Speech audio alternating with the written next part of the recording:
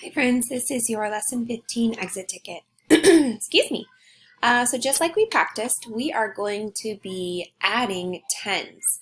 Now remember friends, your ones are not going to change, okay? Your ones are not going to change. The only thing that's going to change is your tens, your number in your tens. So I want you to look at this first one, count up how many you have all together. Then if you notice for this one, all they did was take 7 plus 5 and change it to 17 plus 5. So what is it going to do to that tens place, okay?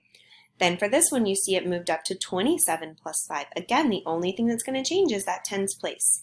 Then I want you to look down here. I want you to solve the first problem. And then notice that every single time it's just going up 1, 10. So your ones are not going to change. The only thing that's going to change is your tens place, okay? Just like we practiced. Same thing for over here. Add this up, and then each time it goes up by 1 10.